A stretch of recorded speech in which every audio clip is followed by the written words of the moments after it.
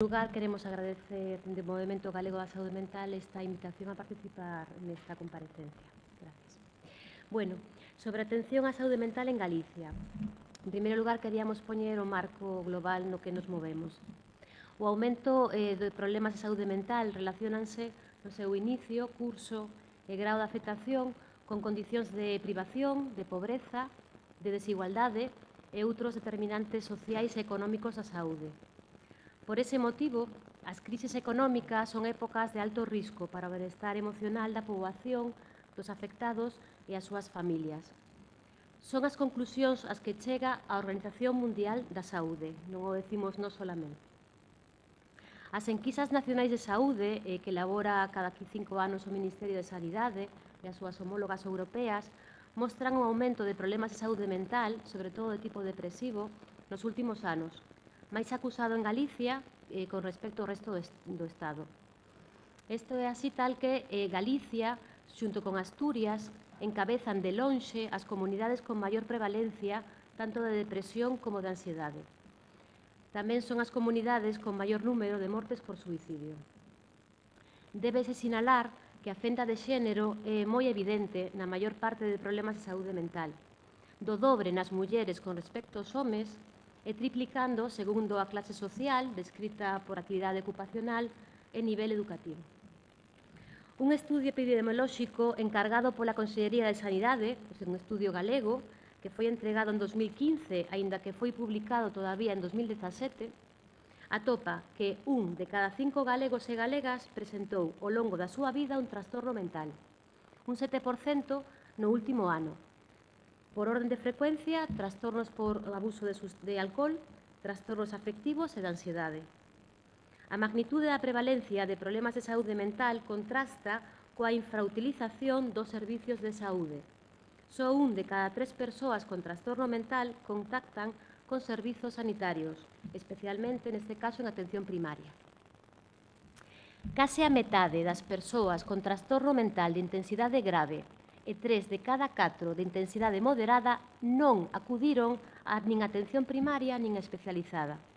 Temos, polo tanto, un problema de accesibilidade aos servicios de saúde. Aínda así, en xuño de 2018, e son datos da Consellería de Sanidade, 8.094 pacientes esperaban por unha primeira cita no servicio de psiquiatría. É un dos servizos con máis lista de espera, o que supón un atranco máis á hora de facer máis accesible a atención sanitaria. É dicir, as persoas tardan en acudir e cando acuden ao servicio sanitario teñen que esperar por unha lista bastante alongada no tempo. Por último, outro dato entre moitos que reflicte o aumento dos problemas de saúde mental nos últimos anos, como é o incremento do consumo de medicamentos. Entre os anos 2000 e 2012 e 2013, produciuse un aumento do 57,4% no consumo de ansiolíticos e do 200% de aumento en consumo de antidepresivos. Son datos da Axencia Española do Medicamento. Entón, este é o contexto do que partimos. Aumento moi importante dos problemas de saúde mental que requiren atención especializada. Aumento moi preocupante de mortes por suicidio. Aumento excepcional do consumo de psicofármacos, dificultades para acceder aos servizos de saúde mental e inaccesibilidade a tratamentos psicolóxicos, tanto na infancia e adolescencia como en adultos. A Organización Mundial da Saúde advertira que as políticas que levaran a cabo os gobernos en materia de protección social e sanitaria ían ser decisivas para mitigar os efectos das crises económicas a nivel nacional, de tal xeito que os países cun sistema de protección social máis sólido poderían mitigar moi significativamente o impacto da recesión económica na saúde mental. Sinalaban o exemplo de España e Suecia. No mesmo período temporal, viron que en España as taxas de mortes por suicidio aumentaban ou diminuían segundo o nivel de desemprego, mentras que en Suecia a taxa era constantemente decrecente independentemente do nivel de desemprego que había no país. A diferencia entre España e Suecia era que en Suecia teñen unha inversión 4 veces maior en políticas de protección social. En Galicia, no contexto da crise económica, o Goberno elixiu unha determinada política de xestión da crise. a cal era unha opción frente ao discurso do inevitable.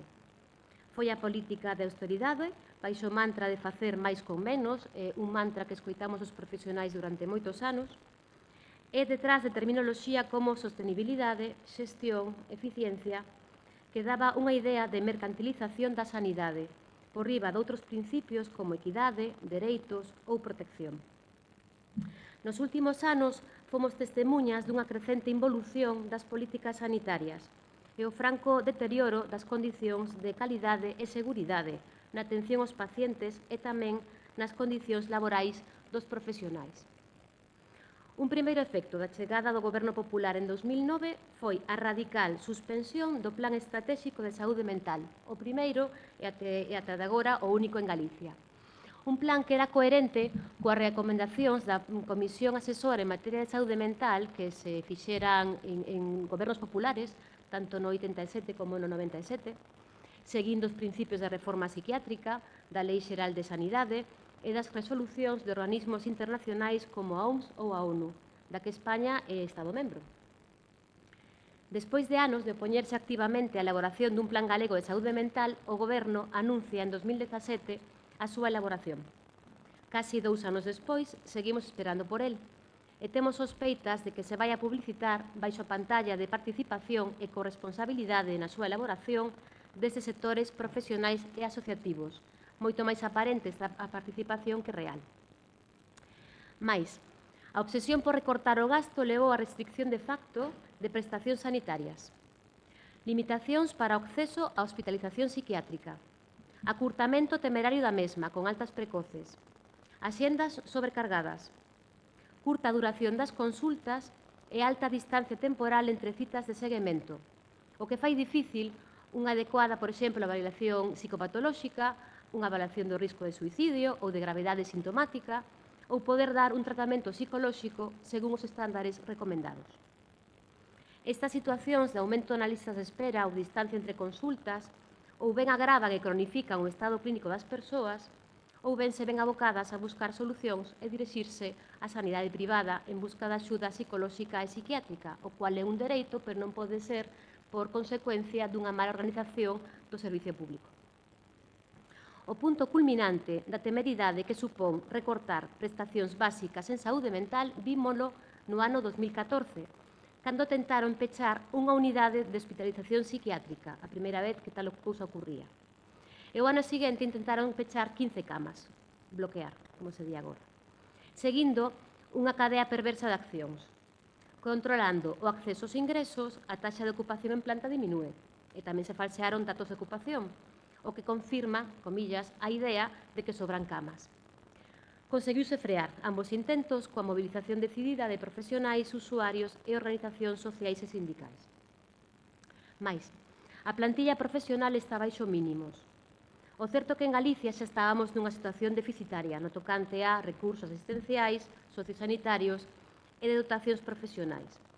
Así o resaltaron os informes sinalados da Comisión Asesora en Materia de Saúde Mental e que o Plan Estratégico 2006-2011 recollera para correxir esta situación, establecendo un cronograma de aumento progresivo de recursos asistenciais e profesionais.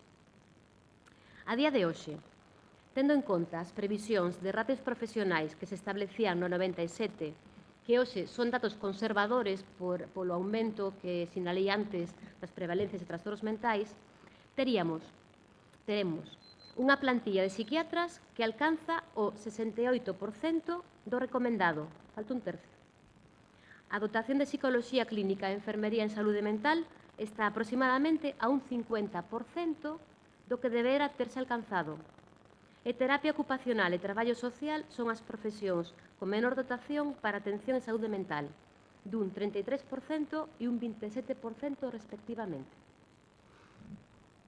É dicir, estamos traballando entre un terzo e a metade de profesionais que deberíamos ter nos ámbitos psicolóxicos, sociais e de recuperación funcional, o que dá tamén unha lectura das prioridades asistenciais que pasan por un exceso de medicalización.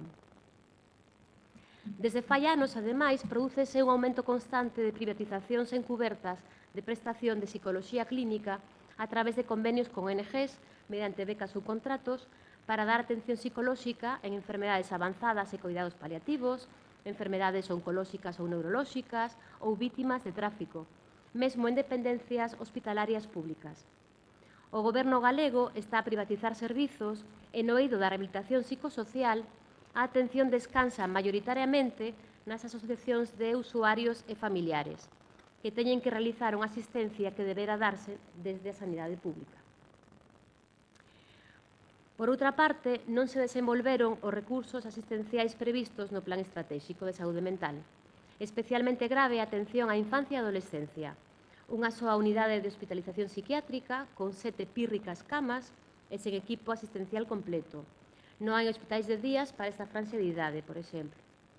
Tamén resaltar a situación de atención psicoxeriátrica. Ou ben non hai unidades específicas en todas as áreas, como estaba previsto, en as que si hai, con frecuencia, non teñen a dotación profesional completa. A atención á infancia e adolescencia e a psicoxeriatría eran obxectivos reseñados nos documentos de prioridades do Sergas, do actual Goberno, pero continúa a ser extremadamente deficitaria, cos mesmos problemas sinalados de listas de espera, escaso tempo nas consultas e espaciamento inadecuado entre as mesmas. Algo totalmente contrario a unha perspectiva de prevención, atención precoz e reducción da cronicidade. A resposta asistencial nas franxas de idade máis novas non poden ser preferentemente farmacolóxicas. Este plan de austeridade, de recortes, de limitación de prestacións, só se pode executar se non hai oposición, polo que outras accións que se levaron a cabo ten que ver coa elección de cargos intermedios de confianza que non puxeran trabas ás decisións de xestión.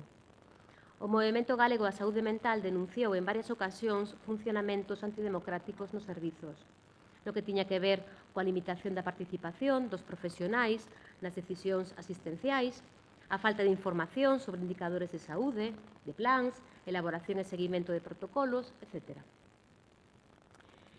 Para finalizar, cales son as implicacións máis graves da política actual en saúde mental en Galicia?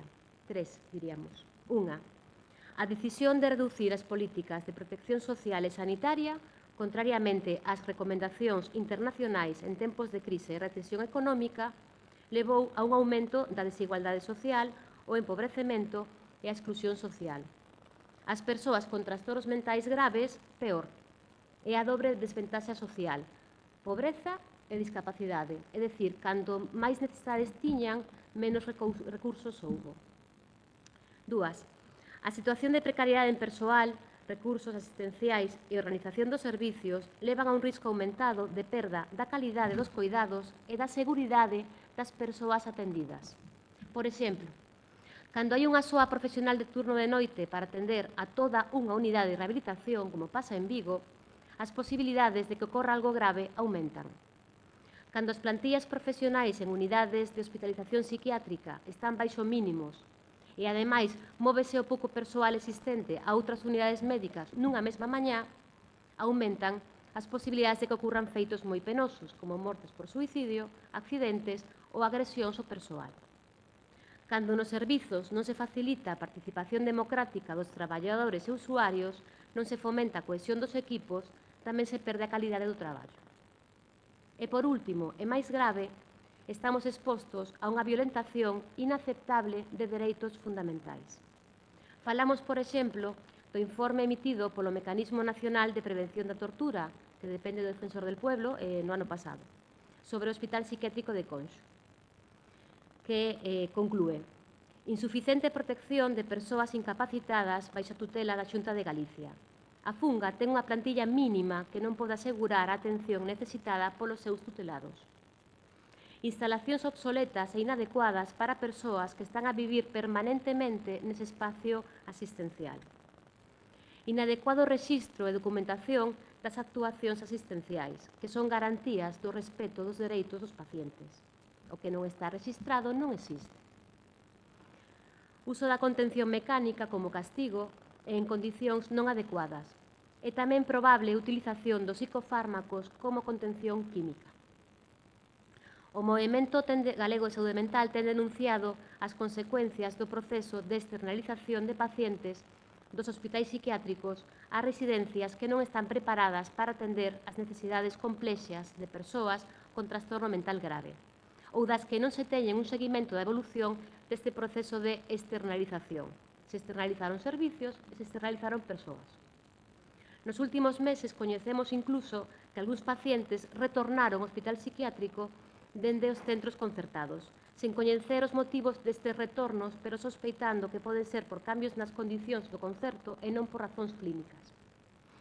Finalmente, a existencia de prácticas de contención mecánica, incluso habitación específicas para tal uso, de carácter mixto, homes e mulleres, como ocorre en A Coruña, vulnera os principios fundamentais de dereito da intimidade, dignidade, integridade persoal e liberdade. Está considerada como unha vulneración dos dereitos das persoas con discapacidade e desde hai moitos anos a súa abolición é un obxectivo compartido por amplos sectores sociais e profesionais. E a restricción no seu emprego e salvagarda escrupulosa dos dereitos humanos e a dignidade das persoas que padecen trastornos mentais é avalado por organismos internacionais como a ONU ou o Consello de Europa. En datas recentes, o Movemento Galego de Saúde Mental presentou ante a Fiscalía a cuestión das contencións no Servicio de Psiquiatría da Coruña. Porque é un signo de enorme atraso, desleixo e irresponsabilidade por parte do Goberno galego non avanzar no cumprimento das decisións que o propio Estado rubrica perante organismos internacionais. Este é o panorama da atención á saúde mental en Galicia neste momento e que, sombrío, se non somos quen de darlle a volta á situación e mellorala. Por miña parte, nada máis.